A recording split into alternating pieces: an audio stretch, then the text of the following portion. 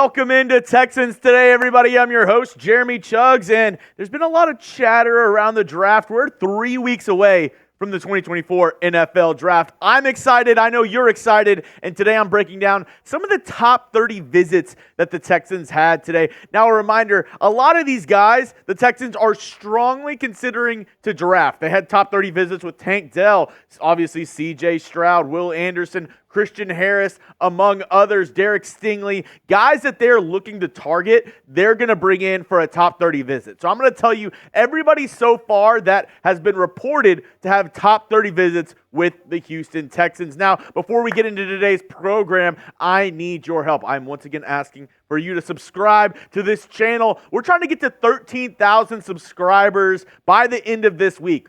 This is where we're at right now. We're about 180 subscribers away. But don't do it for me. Don't do it for the channel.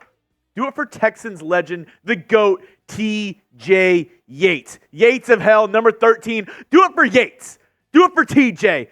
Come on. Do it for the legend. Go down and hit that subscribe button and get daily Texans videos for free all year long. If you don't like it in a week, all you got to do is hit that unsubscribe button. But I promise you, you'll enjoy your time with the best Texans community here on YouTube by hitting that sub button. Now, let's get right into the Texans top 30 visits. First up, and maybe the reason why a lot of y'all clicked into this video, wide receiver Javon Baker from UCF. He is having a top 30 visit with the Houston Texans. They also met with him at the Combine. Somebody that the Texans have shown a lot of interest in. The former Alabama wide receiver that transferred to UCF had a really good season this past year. 52 receptions, over 1,100 yards, 21.9 yards per reception. 7 touchdowns. The only thing that worries me a little bit with Javon Baker is you see right there the drops. He had 6 this past season with the Golden Knights, and his career stats looked pretty good once he transferred out of Alabama. Didn't really get the time of day there in Tuscaloosa, but once he was able to go to UCF, established himself as the number 1 receiver for that team, and really was able to show out. He really played well this past season in the Big 12 for UCF. So could the Texans look to draft him on day 2 or day 3? I don't think he makes it past round 2 or round 3, in my opinion. But that's not the only receiver they met with for a top 30 visit. Also, younger brother of Christian McCaffrey, Luke McCaffrey, they brought him in for a top 30 visit. The wide receiver from Rice, not local kid, but went to a local college at Rice, had a really good year this past year as a wide receiver, 71 receptions, 992 yards, 14 yards per reception, 13 touchdowns to only 3 drops. And you notice how I said he was a receiver this year. I mentioned that because in years prior, he was actually a quarterback. We look at his 2021-2022 stats. Yes, he was a quarterback for Nebraska in 2020, made the change to receiver in 2022. And I know what you're thinking. Oh, Jeremy, Luke McCaffrey, going from quarterback to receiver. Yes, he has a lot of catches, a lot of touchdowns, but will he be able to, compete at the next level athletically?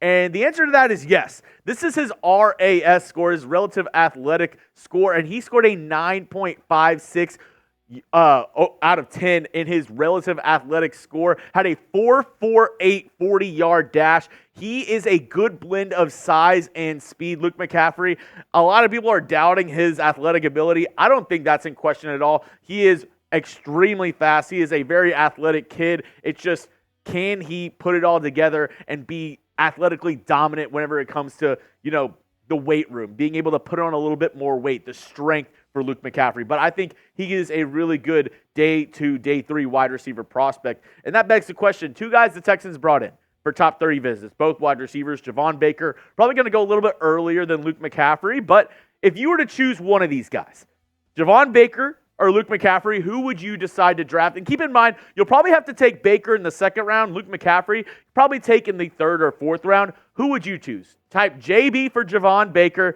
type LM for Luke McCaffrey. Let me know down in the comment section. This is going to be the pinned comment. So if a YouTube ad break comes, perfect timing. Just scroll on down and give me your answer. Next up, going over to the defensive side, Penn State edge rusher, Adisa Isaac, who pretty well last year, 37 tackles, 7.5 sacks. The 6'4", 254-pound edge rusher from We Are. last 4 seasons has been pretty good. 7.5 sacks in 2023, 4 sacks in 2022.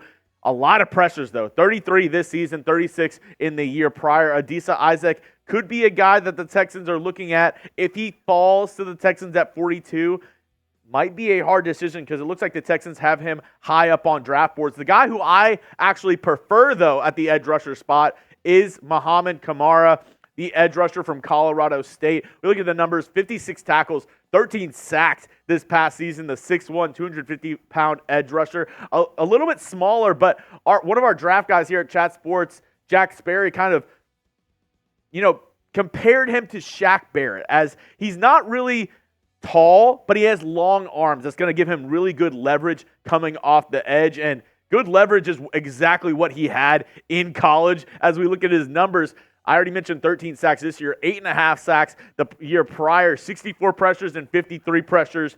I mean, he was an absolute tear at Colorado State, and I think he's a day 2, day 3 guy who, in the right system, in the right team, can make an immediate impact his rookie year, be a surprise guy that a lot of people will be like, wow, that guy that was drafted in round 3, round 4, maybe round 2, Mohamed Kamara, he has almost double-digit sacks this year. I think this is how I would answer this next question, would be Mohamed Kamara, a guy on day 2, day 3 that can make a massive impact as a rookie. What say you? Who's a guy, maybe round 2, round 3, round 4, who that you could see make a massive impact as a rookie? Give me those names down in the comments section. I'm interested on what you have to say. I'm always interested in who you're looking at for the Texans to draft this season.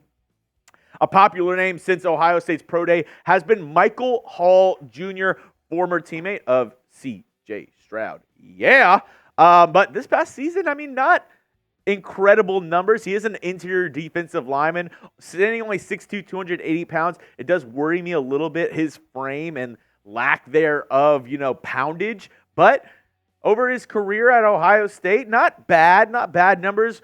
Keep in mind, once again, he's an interior offensive lineman, so it's not like he's going to blow you away with his numbers. But 4.5 sacks the year prior, 1.5 sacks this year. 29 pressures and 16 pressures in 2023 and 2022. Had a better year, in my opinion, in 2022 than in 2023, but seems to be the whole Ohio State team had a better year last year than they did this year because they had quarterback C.J. Stroud. I'll get into more top 30 visits that the Texans had coming up in just a moment, but today's show sponsor is our friends over at Fanatics. And, hey, it's getting a little bit warmer outside. I'm so ready for some 4th of July festivities. And if you want a perfect shirt that you can wear all during summer, my favorite 4th of July t-shirt right here, the Texans 4th of July t-shirt on sale now over at Fanatics. When you go to chatsports.com/Texans4th, our friends at Fanatics know that we sent you and you'll get a great deal on this Texans 4th of July shirt. You can wear it all during the summertime. I'm not a big, jersey out in public guy, but hey, if you're going out to the beer garden, if you're going out to hang out with some friends at a sports bar, if you're just out and about in the city, this is a perfect shirt that you can rock. Get it today, chatsports.com/Texans4th. That's going to be in the comment section and the description of today's video.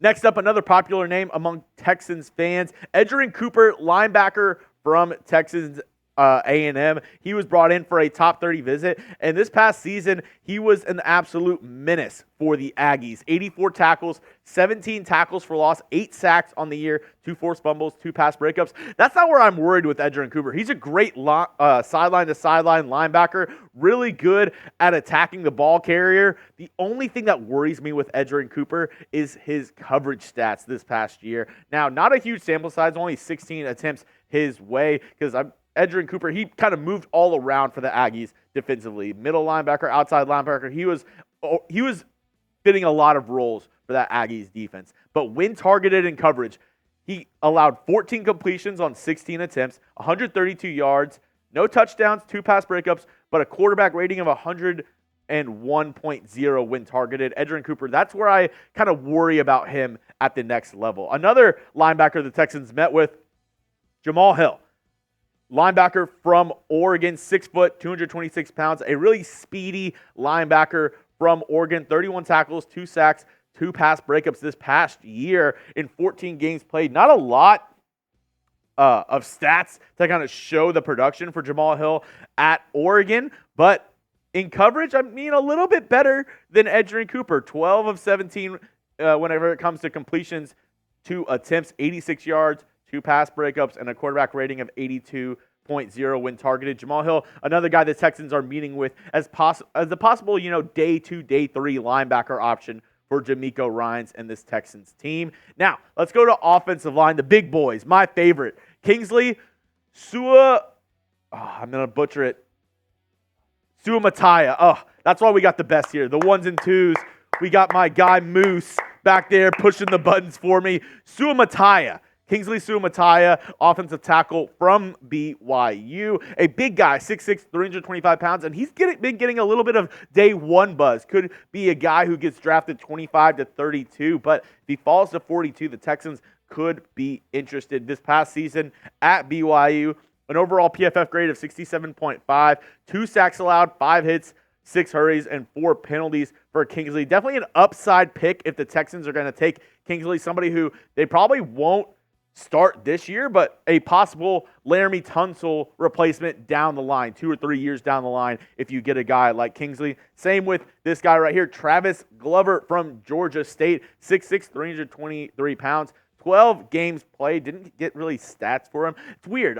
Small school offensive linemen don't really get a lot of stats. So 12 games played for Travis Glover, another guy on the inside that the Texans could be looking to add on this Texans offensive line. Maybe a later day 2, day 3 pick if the Texans do so, please. That's all I have for you today, but if you made it to the end of the video, that means you are a real one. So go down and spam those H's down in the comment section. I want to thank everybody who made it to the end of today's video because y'all are real ones. Y'all support me. Y'all support the channel, and I want to show y'all a little bit of love. And if you made it to the end of the video, you are a real one, but are you subscribed? Have you subscribed yet? If not, why not? We are 100% free, the best and most fastest growing Texans channel on YouTube. So you don't want to miss a single thing around the Houston Texans, especially around draft time. We're going to be breaking down every single draft pick the Texans have, every single free agency signing the Texans have had. We break it down here on the channel. Just another reason why you got to go down and hit that sub button.